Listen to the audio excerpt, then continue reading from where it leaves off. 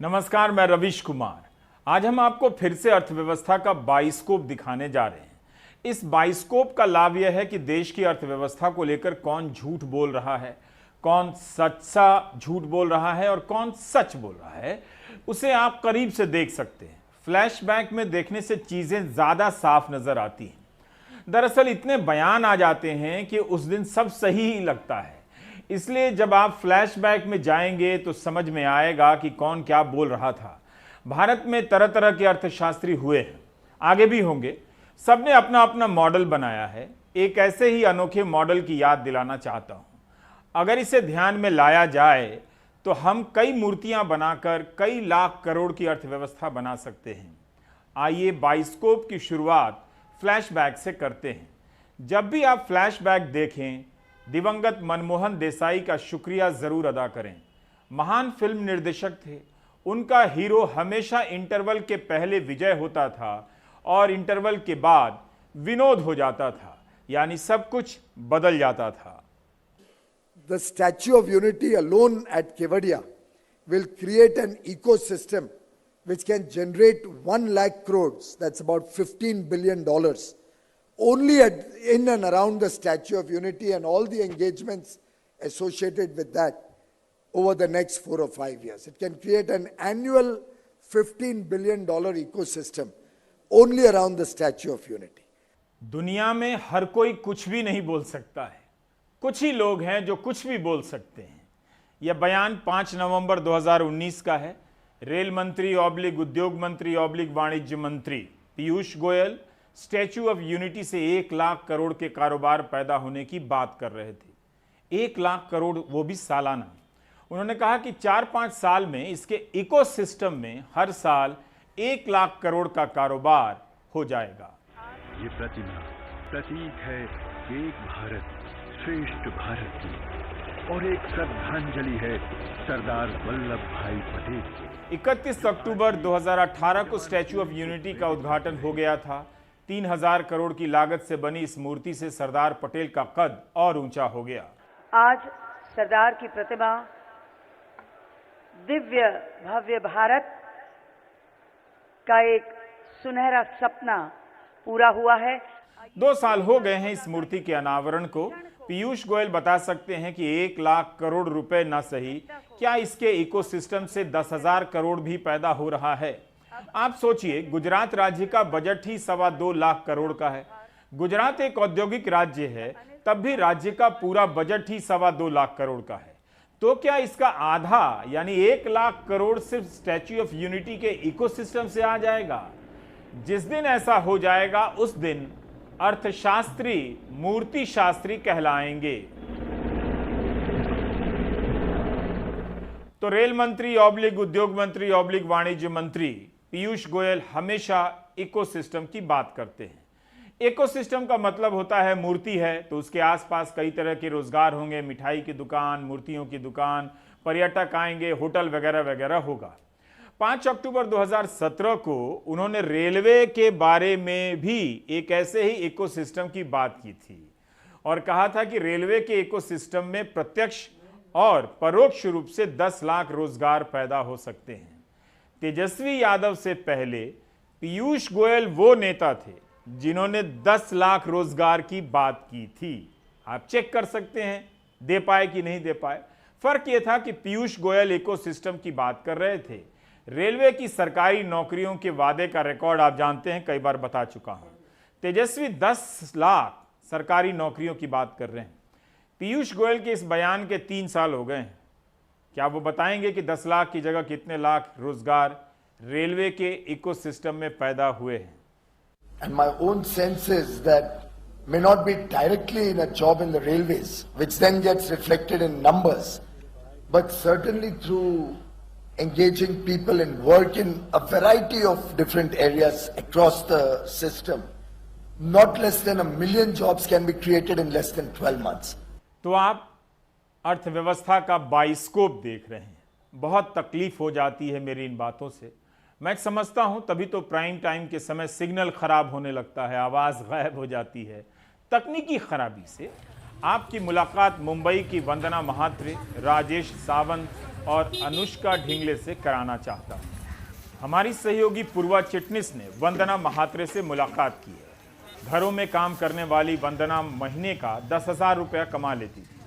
उनके पति भी कपड़े की फैक्ट्री में काम कर कुछ कमा लेते थे, गुजारा चलता था और गरीबी रेखा के ऊपर थी। तभी तालाबंदी हुई और दोनों की दुनिया पलट गई, गरीबी रेखा से नीचे आ गई, नौकरी चली गई। पति जो काम 10,000 रुपये महीने में करते थे अब 6,000 में कर रहे हैं। वंदना महात्रे को अभी तक काम भी नहीं मिला है। सब्जी बेचने लगी हैं लेकिन काफ़ी नहीं है, 3 बच्चे हैं। राजेश सावंत की भी यही कहानी। मॉल में एक रेस्तरां था, वहीं काम करते थे। तालाबंदी के बाद से घर पर बैठे हैं। मधुमेह के मरीज हो गए हैं, दवा भी चाहिए, मसाले बेचने लगे हैं, लेकिन बिजली का बिल देने भर की कमाई नहीं कर पा रहे हैं। पूर्वा चिटनिस की मुलाकात इस बाजार में अनुष्का ढिंगले से होती है। मछली बेचा करती थी मगर अब 15,000 रुपये पर गार्ड का काम कर रही हैं। घर चलाना मुश्किल हो रहा है। टेंशन आता है यही खाली। अभी स्कूल चालू होने के बाद पैसा मांगा है तो किधर से लाएगा?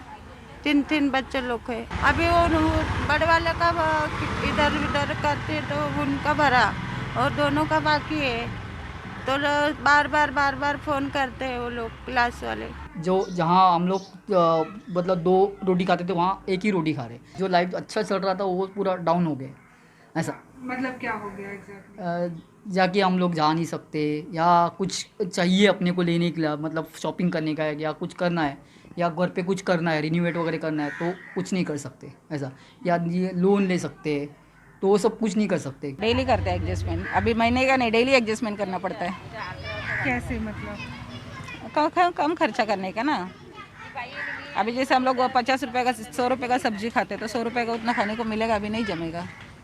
वंदना महात्रे, राजेश सावंत, अनुष्का ढिंगले, ऐसी अनगिनत कहानियां हैं जो बाहर आने के लिए सिसक रही हैं।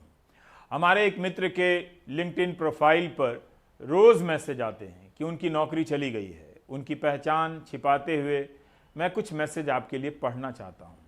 ये पहला मैसेज है। इसमें लिखा है कि मेरे पोस्ट को अनदेखा ना करें। मार्च से मेरे पास नौकरी नहीं है। मैकडॉनल्ड में 6 साल सहायक मैनेजर था। मेरी बचत ख़त्म हो चुकी है, कहीं भी नौकरी दिला दें। दूसरा पत्र है कि जुलाई में मेरी कंपनी ने कहा कि इस्तीफ़ा दे दें। मैं सदमे में हूँ कि ऐसा कैसे हुआ। नौकरी मिलने में मुश्किल आ रही है। 18 साल का मेरा अनुभव है, कहीं भी काम दिला दें। तीसरा मैसेज है, कोविड के शुरू होते ही मार्च से मेरे पास नौकरी नहीं है। मेरे पास क्वालिटी मैनुअल टेस्टिंग का अनुभव है। हर दिन हालत ख़राब हो रही है। मुझे तुरंत ही नौकरी चाहिए, कुछ कीजिए। टीवी ना दिखाए लेकिन लोगों को तो अपनी हालत दिखती होगी। अर्थव्यवस्था के बाइस्कोप में हाल फिलहाल के कुछ बयानों को दिखाएंगे। वित्त मंत्री, रिजर्व बैंक के गवर्नर, सरकार के प्रधान आर्थिक सलाहकार, नीति आयोग के उपाध्यक्ष, ये लोग क्या बोलते हैं? क्या इनकी बातों में कोई एक दिशा नजर आती है या सब एक दूसरे की बात को अपनी तरह से काट रहे होते हैं? वित्त मंत्री निर्मला सीतारमण का बयान आया है कि इस साल भारत की जीडीपी या तो नेगेटिव रहेगी या फिर 0। The overall GDP growth, notwithstanding the pandemic, should be something which, as is being predicted by the IMF, even if it is going to be in the negative or near 0 this time, the next year will be very clearly India seeing itself as one of the fastest growing economies. ज्यादातर बयानों में अर्थव्यवस्था के पटरी पर लौटने की बात आने लगी है। प्रधानमंत्री भी यही कह रहे हैं। लेकिन याद रखिए, अर्थव्यवस्था कहां से पटरी पर लौट रही है? 5% जीडीपी से 8% नहीं हो रही है। अभी तो बात हो रही है कि -23% से 0 पर कब आएगी। इसके लिए 20 लाख करोड़ का पैकेज दिया गया, उसका क्या असर हुआ मालूम नहीं। ट्रेवल एडवांस की राशि भी दी गई, क्या उससे रिवाइवल होगा, देखेंगे। अब वित्त मंत्री कह रही हैं कि एक और पैकेज आ सकता है। Well, I've not closed the option for another stimulus if it comes out to be, because every time we have announced one, it's been after a lot of consideration of inputs which have come from various different sections. So yes, I have not closed the option to come out with one more stimulus. केंद्र सरकार के एक और आर्थिक स्तंभ हैं संजीव सान्याल, प्रधान आर्थिक सलाहकार। इनकी बातों से लगता है कि जैसे सरकार ने ही ब्रेक लगा रखा हो और अब पांव हटाकर हल्का सा एक्सीलेटर देने की बात कर रहे हैं ताकि मांग बढ़े। वित्त मंत्री और इनके बयानों के अंतर को जरा समझिए। Now, as our foot is coming off the brake, we do want to press the accelerator. Now, some of it will be generic pressing of accelerator because simply building up demand, like building, we have talked a lot about, and Prime Minister has also mentioned this, a generic push for reinflating demand. The time has come. And I think you will see our comments recently, even the DEA secretary recently said, we do recognize the need to rebuild demand in a fuller sort of way and not just provide safety net, which is what we were doing so far. Economy की बातें English में ही cute लगती हैं। बाजार में मांग नहीं है। मांग बढ़ाने के लिए कोई लोन का फॉर्मूला दे रहा है तो कोई कुछ और फॉर्मूला दे रहा है, कोई पैकेज का। सरकार कर्ज ले रही है और कर्ज दे रही है। पैकेज का बड़ा हिस्सा कर्ज की शक्ल में ही है। 20 लाख करोड़ के पैकेज के बारे में सरकार ही बता सकती है ताकि पता चले कि उससे हुआ क्या। ब्लूमबर्ग की रिपोर्ट है कि भारत सरकार जो पहले 5 लाख करोड़ कर्ज लिया करती थी, अब हो सकता है कि 15 लाख करोड़ तक कर्ज लेना पड़ जाए। अंतर्राष्ट्रीय मुद्रा कोष के वित्तीय मामलों के निदेशक विटर गैस्पर का बयान है कि जीडीपी के अनुपात में सरकार का कर्ज 1991 से 70% के आसपास ही रहा है, लेकिन इस बार यह 90% तक जा सकता है। इस बात को यूं समझिए कि देश की कुल आय की तुलना में केंद्र सरकार ने कितना कर्ज लिया है। 2019 में मान लीजिए जीडीपी अगर 100 रुपए थी तो 72 रुपए इसका देश पर कर्ज था। कोरोना के दौर में अब जीडीपी घट गई है, ऊपर से कर्ज भी बढ़ा है। अगर जीडीपी 100 रुपए से नीचे आती है तो कर्ज का प्रतिशत भी बढ़कर 90 हो जाएगा, यानी दोहरा घाटा। जीडीपी भी घटी और कर्ज भी बढ़ गया। जीडीपी इसलिए घट रही है क्योंकि कुछ बिक नहीं रहा है, उत्पादन घट गया है, नहीं बिकेगा तो बनाएगा कौन। सेवा क्षेत्र यानी सर्विसेज सेक्टर में भारी गिरावट है। जीएसटी से आमदनी घट गई है, कॉरपोरेट टैक्स से आमदनी घट गई है, आयकर से भी कम ही मिलेगा क्योंकि लोग कमा नहीं रहे हैं। साथ ही सरकार ने 2 लाख करोड़ तक की आर्थिक मदद तो की ही है गरीबों की। ऐसे में सरकार नए कर्ज ना भी ले तो भी जीडीपी के अनुपात में कर्ज बढ़ जाएगा। अमेरिका में भी जीडीपी के अनुपात में कर्ज का हिस्सा 130% हो गया है, लेकिन अमेरिका लोगों के हाथ में सीधे पैसे दे रहा है, बेरोजगारी भत्ता दे रहा है। यहाँ तो बेरोजगारों को मिली हुई नौकरी नहीं दी जा रही है। जाहिर है सरकार के पास पैसे की तंगी है। इस समय जो देश की हालत है वो तो सबको पता है कि अर्थव्यवस्था कम से कम साल में 10% गिरेगी, जो आरबीआई कह रहा है, लेकिन मेरे अनुसार तो करीब 30% गिरेगी। लेकिन अगर ये मान के चले कि 10% गिरेगी तो हमारा बजट बिल्कुल गड़बड़ा गया है, क्योंकि जो बजट बनाया था, जो 1 फरवरी को पेश किया गया था, तो उसमें तो दिखाया था कि 10% की बढ़त होगी। अब 10% की बढ़त की जगह आरबीआई कह रहा है कि 10% की गिरावट होगी, यानी कि जो अर्थव्यवस्था 204 लाख करोड़ रुपए की थी पिछले साल, वो गिर के 184 लाख करोड़ हो जाएगी, जबकि बजट में था कि वो 225 लाख करोड़ हो जाएगी। तो यानी कि 40 लाख करोड़ की अर्थव्यवस्था कम हो जाएगी। तो जो हमारा टैक्स भी है वो उसी अनुपात में कम हो जाएगा। और अगर जैसे मैं कह रहा हूँ कि अर्थव्यवस्था करीब 30% गिरेगी, तो यानी कि 40% की जो गिरावट हो जाएगी। तो यानी कि जो वो अर्थव्यवस्था जो है वो 145 लाख करोड़ रुपए की रह जाएगी। तो इससे जो हमारा टैक्स कलेक्शन है, जो पिछले साल करीब 32 लाख करोड़ का था, और उसमें जो नॉन टैक्स कलेक्शन है वो 4 लाख करोड़ रुपए मान लीजिए, तो 36 लाख करोड़ रुपए का होना था। अब 36 लाख करोड़ रुपए की जगह वो गिर के हो जाएगा करीब 20 लाख करोड़ के करीब। तो 16 लाख करोड़ रुपए के इस समय कमी हो जाएगी हमारे टैक्स में। और सरकार के खर्चे जो हैं वो कोविड की वजह से बढ़ जाएंगे, और जो 2 लाख करोड़ रुपए है वो अतिरिक्त होगा। तो कुल मिला के जो हमारा डेफिसिट है बजट में वो बहुत ज़्यादा बढ़ जाएगा। पिछले साल अनुमान था कि शायद जो सेंट्रल गवर्नमेंट है, जो पब्लिक सेक्टर अंडरटेकिंग है, जो हमारा स्टेट गवर्नमेंट है, उन सब का मिला के जो हमारा फिस्कल डेफिसिट 10% हो जाएगा, यानी कि जो 224 लाख करोड़ में 22 लाख करोड़ रुपए करीब। तो 22 लाख करोड़ का वो जो डेफिसिट है, और जो 20 लाख करोड़ रुपए का करीब डेफिसिट और बढ़ जाएगा, क्योंकि टैक्स रिसोर्सेज कम आएंगे, डिसइन्वेस्टमेंट कम होगा। तो कुल मिला के बजट में 30-40 लाख करोड़ रुपए की कमी रहेगी, जो हमारा रेवेन्यू है उसके हिसाब से। तो इसके लिए पैसा उठाना पड़ेगा सरकार को। तो सरकार जो तरह तरह से ढूंढ रही है कैसे किया जाए। एक तो सरकार मार्केट में बोरो कर सकती है।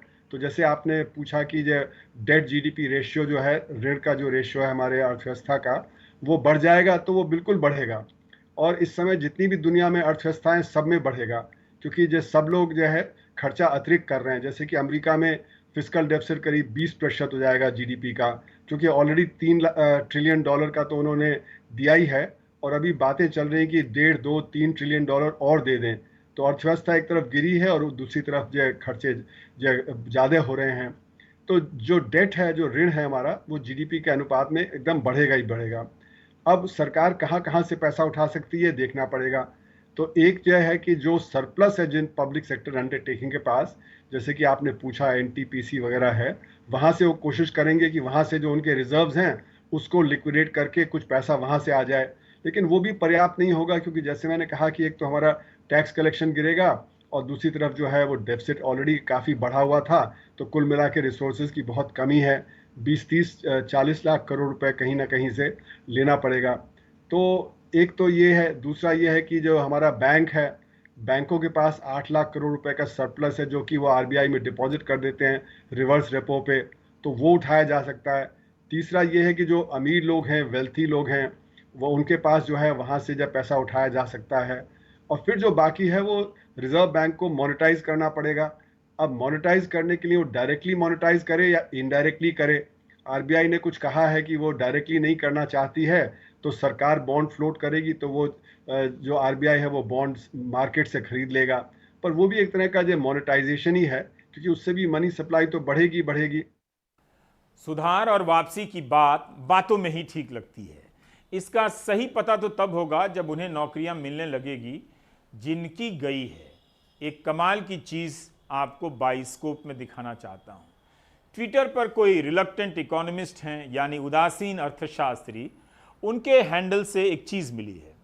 आप देखेंगे कि 2015 से लेकर 2020 तक हर साल एक हेडलाइन ऐसी छपती है कि अर्थव्यवस्था का सबसे बुरा दौर खत्म हो गया है।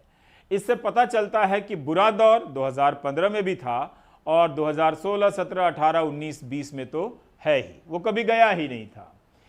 ये 2015 की मिंट अखबार की हेडलाइन है कि खराब दौर खत्म हो गया है। जीडीपी 7.5% हो गई। अगर 7.5% का होना खराब दौर का जाना है, तो -23% खराब स्क्वायर 23 के बराबर खराब होगा, है ना। चलिए 2015 में अगर खराब दौर खत्म हो चुका था, तो 2016 की हेडलाइन क्यों है कि भारतीय अर्थव्यवस्था ने बुरा दौर देख लिया, अब खत्म हो गया। ये प्रधानमंत्री का ही बयान है। फिर चलिए 2016 में बुरा दौर खत्म हो गया, तो मिंट में 2017 की ये हेडलाइन क्यों छपी है कि भारतीय अर्थव्यवस्था का बुरा दौर खत्म हो गया। लो जी, 2015 में जो खत्म हुआ, क्या वो तब खत्म नहीं हुआ था जो 2017 में फिर से उसके खत्म होने की बात कही जा रही है। चलिए 2015, 2016, 2017 में बुरा दौर खत्म हो गया, तो 2018 में फाइनेंशियल एक्सप्रेस की ये हेडलाइन क्यों है कि अर्थव्यवस्था का सबसे बुरा दौर खत्म हो गया, विकास दर वापस पटरी पर आने वाली है।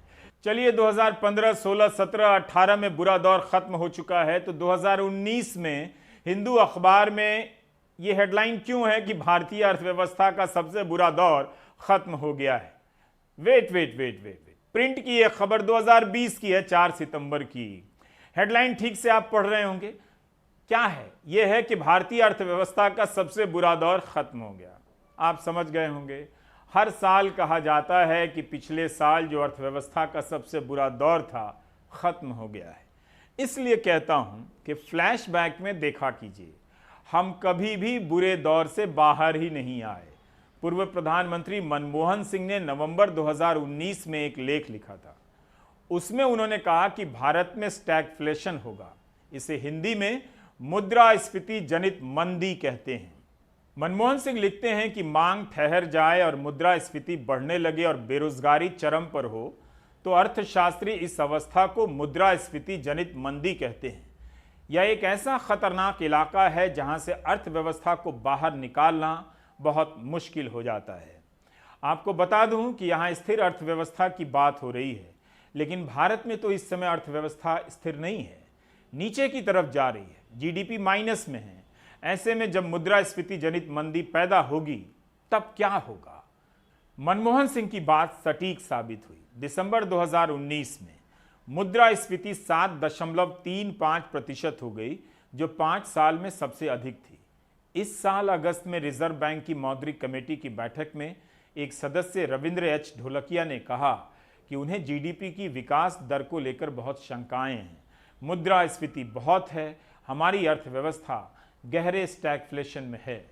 मुद्रास्फीति जनित मंदी जो मनमोहन सिंह कह गए वो अगस्त में ढोलकिया साहब कह रहे थे। अब देखिए रघुराम राजन क्या कह रहे हैं।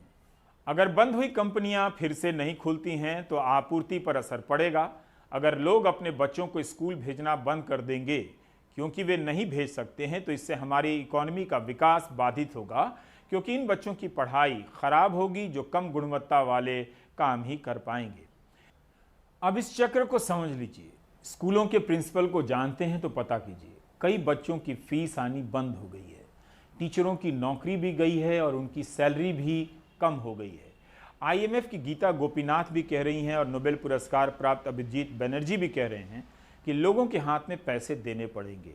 अभिजीत बनर्जी कह रहे हैं कि जो अभी तक का पैकेज दिया गया है वो काफ़ी नहीं है। वैसे अब दूसरे पैकेज का सपना चालू हो चुका है, लेकिन इन सबसे पहले हाथ में पैसे देने की बात हमारे पूर्व सहयोगी अनिंद्यो चक्रवर्ती ने प्राइम टाइम में ही कही थी। ना उन्हें कोई नोबेल दे रहा है ना मुझे। उल्टा आईटी सेल के अर्थशास्त्री उन्हें ट्रोल करने लगे कि ये पैसे देने की बात कर रहे हैं। फ्लैशबैक में देखिए। सरकार को सोचना चाहिए अपने आप को एक परिवार के तौर पे। जैसे एक परिवार को उतना ही खर्चा करना चाहिए जितनी आय है, लेकिन परिवार तो नोट नहीं छापती है, सरकार तो नोट छापती है ना। सरकार को सिर्फ नोट छापना है। ये ज्यादातर इकोनॉमिस्ट आपसे बोलेंगे ये इससे कुछ नहीं होता। जी होता है। जब लोगों के हाथ में पैसे नहीं है, लेकिन आपके फैक्ट्री में, जैसे आप जानते हैं गाड़ियों के बारे में, आप जानते हैं कि क्या हो रहा है, गाड़ियां बिक नहीं रही है। 30-35% गाड़ियों की बिक्री घट गई है। क्या वो फैक्ट्री में बन नहीं सकती? इसका मतलब फैक्ट्री बंद है ना। फैक्ट्री बंद है, शिफ्ट बंद है। अगर 100 गाड़ियां बन रही थी उसके जगह 65 गाड़ियां बन रहे हैं। क्यों? क्योंकि लोगों के पास पैसे नहीं है खरीदने के। अगर आप लोगों के हाथ में सिर्फ नोट छाप कर पैसे दे दे तो वो जाकर खरीदेंगे। सीधी बात है ना। अब लोग कहेंगे कि अगर हाथ में पैसे आ जाए फिर तो उतना ही चीज सामान है, इसको कहते हैं मनी चेजिंग सेम गुड, तो दाम बढ़ जाएगा। जी नहीं, क्योंकि हम जानते हैं कि अगर आपका मशीन है ना, वो अगर 100 गाड़ियों के लिए है और 65 बन रहे हैं तो आप एवरेज कर दीजिए, मशीन कॉस्ट हर गाड़ी का बढ़ जाता है। जब आप 100 बनाते हैं तो मशीन कॉस्ट घट जाता है। तो कभी कभी ऐसा होता है कि नोट छाप के लोगों के हाथ में पैसे देंगे आप तो दाम घटते हैं, बढ़ते नहीं है। आप देख रहे हैं अर्थव्यवस्था का बाइस्कोप। थोड़ा पीछे मुड़कर देखिए कि किसने क्या कहा और क्या हुआ। बैंक फंस गए हैं, उनकी हालत बहुत खराब है। उनसे कहा जाता है कर्ज दो, वो कहते हैं देंगे तो कर्ज डूब जाएंगे, लेने वाले भी नहीं हैं। रिजर्व बैंक रेपो रेट कम करता है ताकि बैंकों के पास पैसा आ जाए और वो बिजनेस को लोन दें, मगर होता उल्टा है। बैंक आम लोगों की बचत का ब्याज घटा देते हैं। जिसे खरीदना है वही गरीब हो जा रहा है। सरकार और मिडिल क्लास क्या करे? अनिंद्यो ने इसे लेकर ndtv.com पर एक आर्टिकल लिखा है। सरकार के सामने सिर्फ एक ही उपाय है और वो है खर्चा बढ़ाना। अगर खर्चा सरकार नहीं बढ़ाएगी इस डर से कि फिस्कल डेफिसिट यानी कि राजकोष के घाटा बढ़ जाएगा, तो फिर क्या होगा कि इकोनॉमी ज्यों के त्यों रह जाएगी, वो वापस पटरी पर नहीं आएगी। लोगों के हाथ में अगर पैसा नहीं आएगा, उनकी आय नहीं बढ़ेगी, तो वो खर्च नहीं करेंगे, चीजें नहीं खरीदेंगे, सेवाएं नहीं खरीदेंगे। जो कारोबारी कॉरपोरेट बिजनेस ये चीजें और सेवाएं बेचते हैं, सरकार खुद भी बेचती है लोगों को, तो वो भी अपना सामान नहीं बेच पाएंगे। अगर वो अपना सामान नहीं बेच पाएंगे तो क्या होगा? वो लोगों को एम्प्लॉय नहीं करेंगे, नौकरियां नहीं बढ़ेंगी। तो एक तरफ से आप देखिए कि सरकारी खर्चा नहीं हुआ तो ये पूरा इकोनॉमिक साइकिल जो है वो वापस चलने नहीं लगेगा। साथ में सबसे बड़ी बात है कि सरकार का राजस्व भी वापस सरकार के पास नहीं आएगा, क्योंकि आप देखिए आय नहीं होगी लोगों के पास तो वो इनकम टैक्स नहीं देंगे।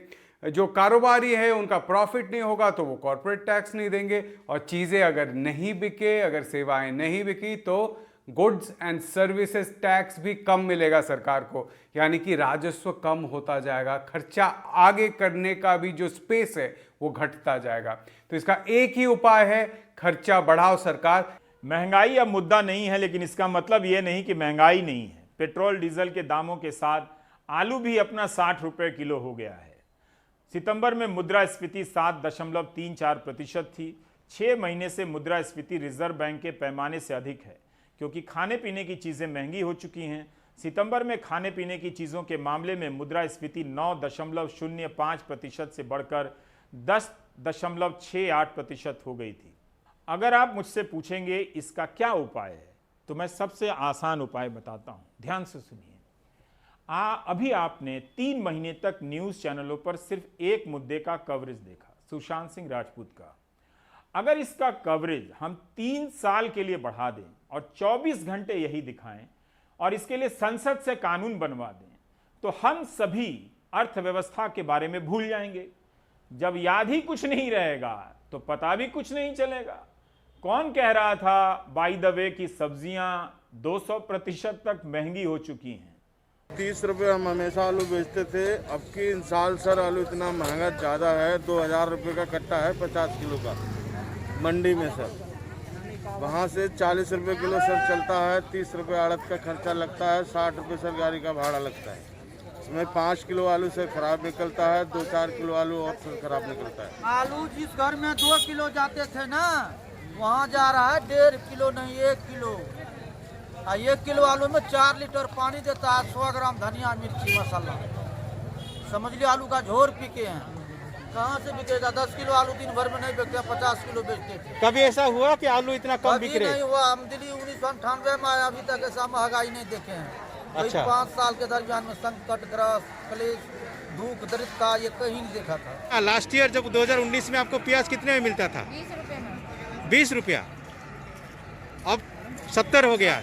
तो आप लोग सब सब्जी खरीद के खा पाते हैं इतने महंगाई में? खाते हैं। हाँ? हम लोग तो बिल्कुल नहीं खा पाते हैं। हम लोग तो काम करते हैं, बहुत गरीबी से जी रहे हैं हम लोग। बाइस्कोप देखा कीजिए, भारत की अर्थव्यवस्था का सिनेमा दिखाई देगा। बिहार में मुद्रास्फीति 8.83% है, जबकि राष्ट्रीय औसत 7.34% है। आप तो जानते ही हैं कि बिहार में चुनाव है, वहां राष्ट्रीय औसत से भी ज्यादा महंगाई है। हम अभी तक पढ़ाई, रोजगार की बात कर रहे हैं, जबकि देश को जरूरत है व्हाट्सएप यूनिवर्सिटी की। बिहार के मुख्यमंत्री का गृह जनपद है नालंदा, और मैं नालंदा के चंडी एक कस्बे में मौजूद हूँ। रात के तकरीबन 8 बज रहे हैं। ये आप देख सकते हैं कि जितने भी छात्र हैं ये सब प्रतियोगी परीक्षाओं की तैयारी करते हैं। ये सारे आप देख सकते हैं, और ये खुद से यहाँ पर आकर तैयारी करते हैं। इनका कोई इस तरीके का टीचर नहीं है कि वो आकर इनको पढ़ाएगा। परीक्षा समय पर हो रही है, परीक्षा के परिणाम आ रहे हैं समय से? नहीं, समय से परीक्षा का परिणाम नहीं आया। हम लोग बहुत हतोत्साहित हो जाते हैं जब समय से कोई भी चीज़ का रिजल्ट नहीं आता है। तो बिहार एसएससी का दिए 2014 में दिए हैं, तो फिर कहे कि मतलब कि वो 2018 में एग्ज़ाम लिए। 4 साल हो गया सर, और फिर उसके बाद फिर मेंस लेने के लिए डेट बाई डेट दे रहा है। रिजल्ट नहीं दे पाती है टाइम से सर। कर्मचारी का भी यहाँ पर कमी है सर बिहार सरकार के पास, उसको जल्दी भरना नहीं चाह रही है। सिर्फ राजनीतिक एगो मुद्दा उठा लेती है सरकार, अब बच्चों पर कोई ध्यान नहीं है। 200 रुपया का पर मंथ देकर लाइट लेते हैं हम लोग जनरेटर से। हाँ। उसके बाद पढ़ाई होता है इस बार। ओहो, और इतना पढ़ाई करने के बावजूद रिजल्ट नहीं आ रहा है? रिजल्ट परीक्षा ही नहीं टाइम से ले रहा है। आधा आदमी तो एग्ज़ाम छोड़ देता है कि चलो इतना देर हो गया, अब दूसरा धंधा कर लो, रोजगार में चल जाओ। बहुत टेंशन है। सरकार इस बात को समझे सर, हम लोग के लिए कुछ करे तो अच्छा होगा सर। नियमित रूप से वैकेंसी निकाले और नियमित रूप से एग्जाम लिए। वक्त है एक ब्रेक का। ब्रेक के बाद चलेंगे पंजाब।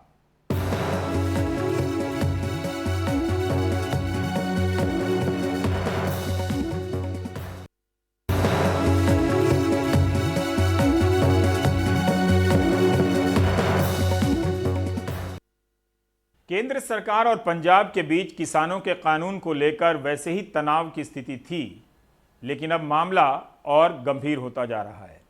अब केंद्र सरकार ने पंजाब से ग्रामीण विकास निधि यानी रूरल डेवलपमेंट फंड का हिसाब मांगा है और फिलहाल उसे इसके तहत मिलने वाली राशि को रोक दी है। पहले से ही जीडीएफ रिटर्न न मिलने से परेशान पंजाब के लिए एक बड़ा आर्थिक झटका है। कुछ लोगों को तो डर है कि हालात ही रहे ऐसे तो राज्य फिर से 1980 के दशक में पहुंच जाएगा। राज्य सरकार के अपने किसान बिल पारित करने के बाद केंद्र और राज्य सरकार के बीच टकराव बढ़ता जा रहा है। उपभोक्ता मामलों और खाद्य व लोक आपूर्ति केंद्रीय मंत्रालय ने कहा है कि इस साल ग्रामीण विकास कोष यानी आरडीएफ 1000 करोड़ रुपए की रकम कस्टम मिल वाले चावलों के लिए नहीं देगी। पंजाब को हर साल 3% आरडीएफ के तौर पर धान खरीदने के लिए 1000 करोड़ और गेहूं के लिए 750 करोड़ रुपए मिलते हैं। आरडीएफ का इस्तेमाल मंडियों में और उनके बाहर ग्रामीण ढांचा तैयार करने और उसकी देखरेख के लिए होता है। केंद्र ने जानकारी मांगी है कि इसे किस तरह इस्तेमाल किया गया। केंद्र से वैसे ही जीएसटी रिटर्न के अपने हिस्से का इंतजार कर रहे राज्य के लिए यह फैसला एक बहुत बड़ा झटका है। पंजाब को जैसे यहाँ किसान मूवमेंट चल पड़ी और पंजाब को दबाने के लिए हम सोचते हैं किसी न किसी तरीके से सेंट्रल गवर्नमेंट अलग अलग तरीके से ये कोशिश कर रही है। आज किसानों का भी यही डिमांड है, अभी हमारी आप एमएसपी ये रजीम बंद करना चाह रहे हो तो ये सीधा अटैक है। एक फेडरल सिस्टम के अंदर मोदी साहब का ये एजेंडा रहता है, कोई उनकी बात नहीं मानता तो उनके ऊपर दबाव की वो राजनीति करते हैं, हर हथकंडा यूज़ करते हैं। आपने पहले भी देखा जिस कानून का थोड़ा विरोध हुआ आपने कैसे उसको दबाया और ये चाहते हैं पंजाब को ही वैसे पंजाब दबाया नहीं जाएगा। केंद्र ने किसान आंदोलन का हवाला देते हुए 29 अक्टूबर तक माल की आवाजाही पर रोक लगा दी है। हालांकि पिछले बुधवार से ही किसान पटरियों से हट चुके हैं। पंजाब में विपक्षी नेताओं ने इसे बदले की राजनीति करार दी है। पिछले 2 महीनों से किसान सड़कों पर विरोध कर रहे हैं और जानकारों की राय है कि केंद्र को मामले को बढ़ाने के बजाय इसे सुलझाने की कोशिश करनी चाहिए। ये एटीट्यूड जो बन गया है कि पंजाब को सबक सिखाना है दिल्ली की केंद्र की सरकार का, कभी भी किसी भी रूप में ज़्यादा तीखा हो सकता है तो फिर ऐसा ना हो कि जो पंजाब है फिर एक बार उस हालात में चले जाए जो जैसे पहले हम खाड़कूवाद के दौर में देखा था। ये चिंता का विषय है। नए कृषि कानून लाते वक्त केंद्र सरकार ने राज्य सरकार को यह आश्वासन दिया था कि नए कृषि कानून से प्रोक्योरमेंट में यानी अनाज की खरीद पर कोई असर नहीं पड़ेगा। लेकिन आज जब आरडीएफ फंड को केंद्र सरकार ने रोक दिया है तो कहीं ना कहीं राज्य और केंद्र सरकार के रिश्तों में और खटास आई है। चंडीगढ़ से मोहम्मद गजाली, एनडीटीवी इंडिया।